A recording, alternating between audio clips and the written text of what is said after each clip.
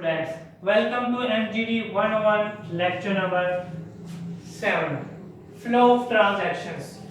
इसके बारे में हमने लास्ट लेक्चर में भी थोड़ा सा पढ़ा था। फ्लो ऑफ ट्रांजैक्शंस का मतलब होता है एक जो ट्रांजैक्शंस है वो कितने मराहिल से गुजर के फिर उसका एंड होता है, कौन कौन से स्टेप्स आते हैं, जब वो किए जाए तो फिर वो खत्म होते हैं।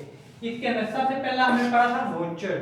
वोचर की मैंने मिसाल दी थी कि जैसे एक रसीद लेते हैं, ये क्या होता है, फर्स्ट डॉक्यूमेंट होता है जो कोई भी कंपनी प्रिपेयर करती है कि ये सबूत होता है कि हमने आपस में क्या की है, ट्रांजैक्शंस की है। इसकी डेफिनेशन भी हमने पढ़ी थी, it is the evidence of transactions. ये ट्रांजैक्शन का क्या होता है, एक सबूत होता है।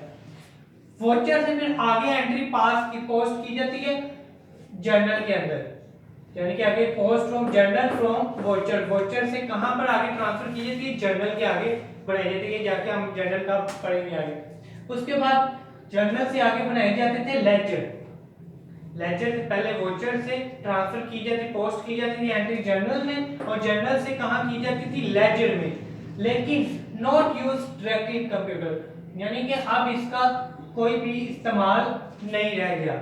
यानी कि जैसे कंप्यूटर इन्वेंट हुआ है ना, तो क्या होने लग गया, डायरेक्ट जो है एंट्री जर्नल से डायरेक्ट अगले स्टेप्स के अंदर की जाती है। यानी कि लेजर वाला जो सिस्टम है वो अब खत्म हो गया, उनकी जगह किसने ले ली है, कंप्यूटर ने ले ली है। वो एंट्रियां कंप्यूटर के अंदर की जाती हैं। उसके बाद बुक्स ऑफ अकाउंट्स, यानी कि इसे लेजर को ही कहते हैं जो कंप्यूटर के अंदर करते हैं। उससे आगे क्या बनाया जाता है, ट्रायल बैलेंस। फिर आगे ट्रायल बैलेंस के बाद आखिरी स्टेज होती है फाइनेंशियल स्टेटमेंट। फाइनेंशियल स्टेटमेंट के अंदर क्या बनाया जाता है, profit and loss account and balance sheet बनाई जाती है। किससे, ट्रायल बैलेंस से। ठीक है, कैश फ्लो ट्रांजैक्शंस का क्या था, नंबर 1 क्या था, वोचर। वोचर से कहां पोस्ट किया जाता था, जर्नल के अंदर। लेकिन जर्नल से कहां किया जाता था, लेजर के अंदर। लेकिन जो लेजर है वो आजकल क्या हो रहा है, यूज नहीं हो रहा, डायरेक्ट किसके अंदर किया जाता है, कंप्यूटर के अंदर। उसके बाद बुक्स ऑफ अकाउंट्स के बाद कहां ट्रांसफर किया जाता था, ट्रायल बैलेंस के अंदर। ट्रायल बैलेंस से आगे क्या बनाया जाता था, फाइनेंशियल स्टेटमेंट। या हमें एमसीक्यू से याद रखना है, लास्ट स्टेप कौन सा है, फाइनेंशियल स्टेटमेंट। वो फर्स्ट स्टेप कौन सा होता है, वोचर। ये एमसीक्यू के अंदर पूछ सकता है।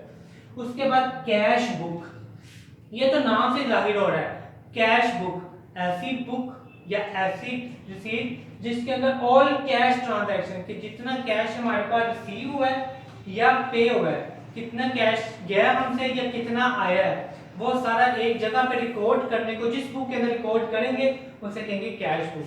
ठीक है, ऑल कैश ट्रांजैक्शंस रिसीव्ड और payment are recorded in cash book. तो आपकी बुक के अंदर इसके 2 सैंपल दिए होंगे इस तरह के, तो आप कोई भी उसमें से सैंपल एक अडॉप्ट कर सकते हो जो सा आपको इजी लगे। ये कंपनी की पॉलिसी के ऊपर डिपेंड करता है। उसके अंदर बैंक बुक, ये नाम से, और कैश बुक।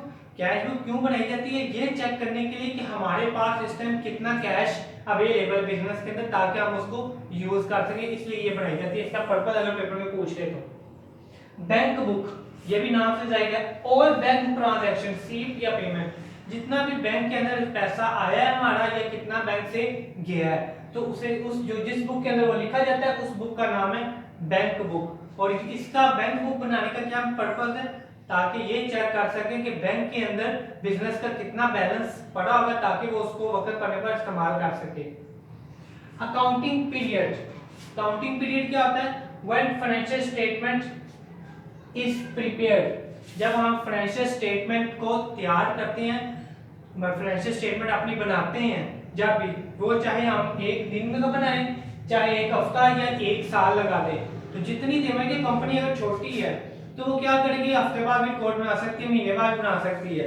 लेकिन अगर तो कंपनी बहुत बड़ी है तो वो क्या करेगी, उसकी अपनी मर्जी है, चाहे वो एक दिन बाद सारा रिकॉर्ड चेक कर ले, सारा कुछ बना ले अलग करके, या एक हफ्ते बाद सारा रिकॉर्ड चेक कर ले, महीने बाद कर ले या साल बाद कर ले। जब इन शॉर्टकट्स होने ध्यान के, अकाउंटिंग पीरियड क्या होता है, ऐसा पीरियड जब कोई भी कंपनी अपना पूरी जो ट्रांसफ्लो ट्रांजैक्शन है उसको कंप्लीट करती है, उसे कहते हैं अकाउंटिंग पीरियड। ये कंपनी की अपनी मर्जी है, अगर वो डेली का डेली इतना रिकॉर्ड प्रिपेयर कर रही है उसे कहेंगे इसका अकाउंटिंग पीरियड 1 डे है। अगर कोई हफ्ते का कर रही है उसे हम कहेंगे इसका अकाउंटिंग पीरियड 1 वीक है। अगर मंथली कर रही है तो 1 मंथ, और अगर 1 ईयर के बाद कर रही है तो उसे हम कहेंगे इसका अकाउंटिंग पीरियड कितना है, 1 ईयर का। मैक्सिमम जो है ना वो 1 ईयर का हो सकता है, 1 ईयर से ज्यादा नहीं हो सकता। जो नई जो हों फर्म्स उनको एग्जेम्पशंस दी जा सकती हैं। ऑफ फाइनेंशियल ईयर, ये भी काउंटिंग पीरियड की तरह ही होता है, यानी कि उसकी तरह ही सेम है। लेकिन बिजनेस के अंदर ये आपने दो एमसीक्यू उसके लिए वेरी वेरी इंपॉर्टेंट है कि वो कहेगा फाइनेंशियल ईयर कब स्टार्ट होता है, 1 जुलाई को, जैसे कि हमारा जो कैलेंडर ईयर है वो कब होता है, 1 जनवरी को, और एंड कब होता है 30 दिसंबर को, 31 दिसंबर को। लेकिन जो फाइनेंशियल ईयर है वो स्टार्ट होता है 1 जुलाई को। जो अक्सर आपने सुना होगा कि जी नया जो बैलेंस है या नया जो स्टेटमेंट है वो गवर्नमेंट निकाल रही है, तो वो कब निकालती है, जब नई पॉलिसी बनाती है वो कब बनाती है 1 जुलाई को, और उसका एंड कब करती है 30 जून को। ये आपने एमसीक्यू के लिए याद रखना है। ट्रायल बैलेंस क्या होता है, लिस्ट ऑफ लेजर बैलेंसेस, जितने भी लेजर बैलेंस होते हैं उन सब को एक जगह पर उनकी लिस्ट तैयार करके उसका बैलेंस चेक करने को क्या कहते हैं, ट्रायल बैलेंस। अब क्यों ये बनाया जाता है, कब बनाया जाता है, ये end of counting period, counting period के एंड पे बनाया जाता है, मैथमेटिकली एक्यूरेसी चेक करने के लिए, क्या हमारे जो बिजनेस के अंदर कोई मैथमेटिकली कोई गलती तो नहीं है, ये चेक करने के लिए। डबल एंट्री बुक कीपिंग का जो हमने वो पढ़ा था वो सारा इसके अंदर अडॉप्ट होता है। लिमिटेशन ऑफ ट्रायल बैलेंस, ये भी आपके लॉन्ग क्वेश्चन में आ सकता है। Limitation of trial balance, trial balance के अंदर क्या लिमिटेशन है, number 1 only show mathematical accuracy, एक इसका ये वीक पॉइंट है, इसमें सिर्फ मैथमेटिकल एक्यूरेसी बतानी है, सही है ये गलत है, बस वो बताने, इसके अलावा और कुछ भी नहीं है कर सकता।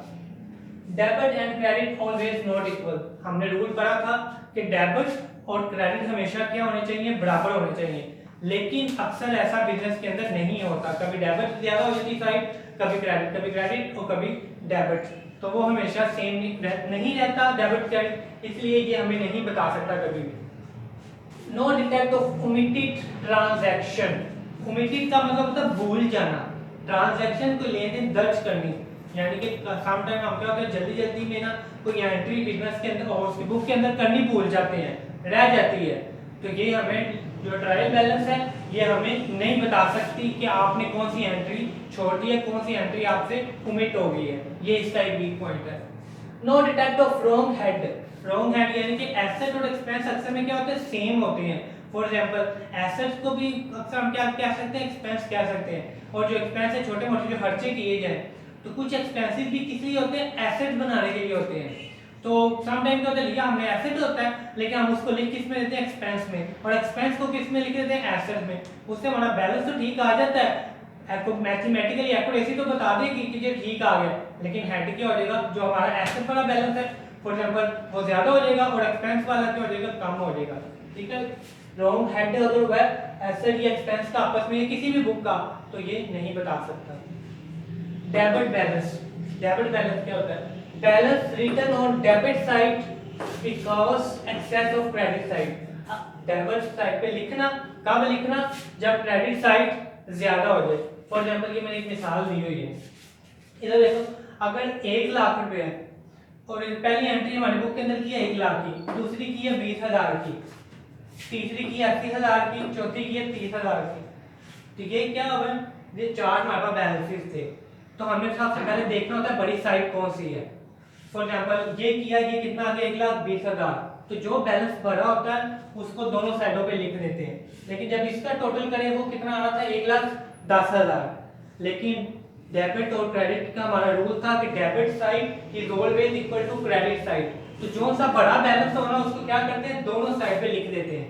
उसके बाद ये कितना था, 1,20,000, ये कितना था, 1,10,000, तो कितना फर्क रह गया, 10,000, तो बराबर करने के लिए इधर क्या लिख दिया, 10,000, तब 10,000 को कौन सा बैलेंस कहेंगे, डेबिट बैलेंस। क्यों, क्योंकि असल में ये किस साइड की वजह से बना है, डेबिट साइड की वजह से, डेबिट साइड बड़ी थी, जो सी साइड बड़ी हो चाहे लिखे क्रेडिट साइड पे, लेकिन उस बैलेंस को हम कौन सा कहेंगे, क्रेडिट बैलेंस। इसी तरह ऐसे देख लो, फॉर एग्जांपल इस साइड का बैलेंस करें वो आ रहा है 1,10,000, फॉर एग्जांपल 1,10,000 आ रहा है, और इसका कितना आ रहा है, 1,20,000, तो बड़ा कौन सा है, 1,20,000, पहले वो दोनों साइड पे लिख लेना, क्योंकि debit is always equal to credit side, debit और क्रेडिट हमेशा बराबर होते हैं, पहले दोनों तरफ लिख लिया, लेकिन बराबर कैसे हो रहे हैं, ये तो 1,20,000 है, ये 1,10,000 है, इक्वल तो नहीं हो रहे, तो कितना फर्क आ रहा है, 10,000 का, ये कम है, इधर बैलेंस के नाम से आ जाएगा 10,000। लेकिन अब इस बैलेंस को कौन सा बैलेंस कहेंगे? इस बैलेंस को हम कौन सा बैलेंस कहेंगे? Credit balance. शाबाश। क्यों? क्योंकि ये डेबिट साइड ज्यादा होने की वजह से, क्रेडिट साइड ज्यादा होने की वजह से डेबिट साइड पर लिखा गया है। जो सी साइड पर लिखे जिसकी वजह से लिखे वो वाला बैलेंस कहलाता है। ठीक है। अगर आपको इससे कोई भी प्रॉब्लम हो इससे रिलेटेड तो आप कमेंट से मुझे पूछ सकते हैं, मैं फिर उधर एक्सप्लेन करके आपको बता दूंगा। Thank you.